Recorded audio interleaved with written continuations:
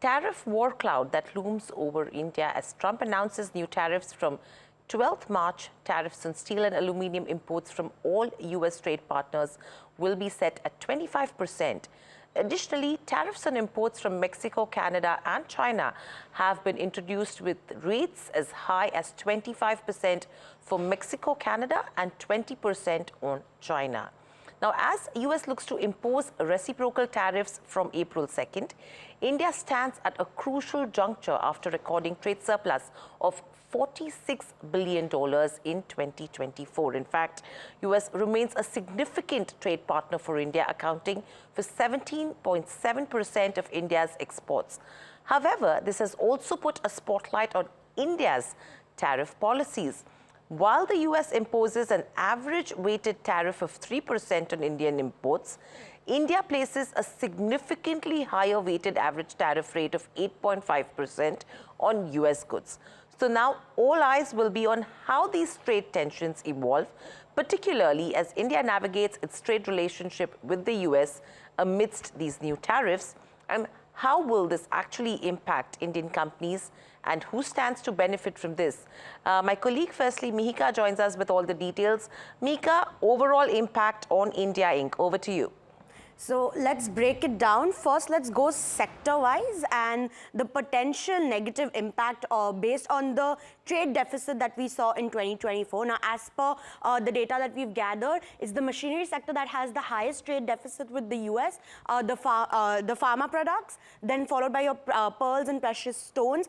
This stands at $11.8 and $6.3 billion, and the nuclear reactors at $3.5 billion. There are also other commodities that do have a higher trade deficit and could be negatively impacted. You have your textiles, your knitted as well as your non-knitted apparels, organic chemicals, articles of iron and steel, as well as vehicles. Now, when you talk about sector specific, well, up first you do have the chemical sector, and the top 5 molecules that are imported by the US by value are these 5 molecules. And when you talk about who benefits, well, up first we do have PI Industries. Now, it is the exporter of one of the top molecules imported by the US. You have UPL, where tariffs on China will make the company more competitive in terms of their US manufacturing for 4 molecules that they produce. And then you have Jubilant Ingrevia, which is the only non-China prepared manufacturer and may see higher incremental volumes across different sectors. Now, talking about the auto ancillaries, well, customers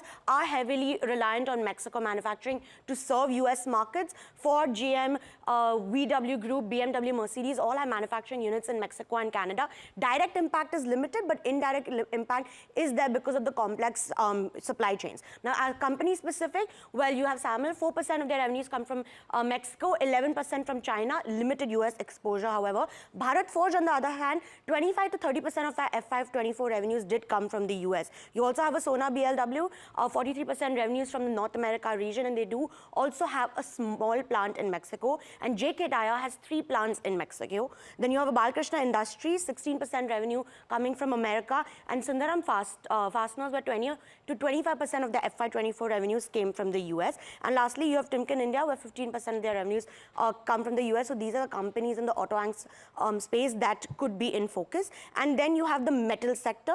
Tariff will have an impact on steel and aluminium prices. Limited impact because of our immaterial steel exports to the US, but there is some tariff impact on aluminium exports, which are 5 to 6% goes to the US. Company specific, Hindalco, the largest Indian entity that will be impacted and will have a direct neutral to positive impact. JSW Steel, their Ohio arm, will benefit because it's 4.5% of their revenue mix. Then you have Cummins. Tariffs on Mexico may create opportunities in the components and diesel engines for Cummins India. And then lastly, you have the IT space. Direct impact is mainly via nearshoring from Mexico and Canada, which is less than 5% of supply. Stocks that are most exposed is an Infosys, LTIMindtree, HCL Tech. Least exposed at KPIT Tech, Tata Tech and Tata Elxsi.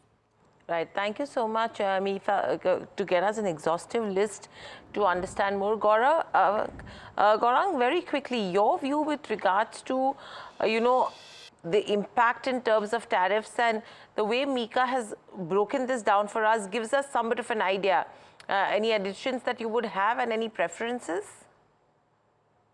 Well, so I think that was an exhaustive coverage that Mika has just put in front of us, and I think it is well studied and well done.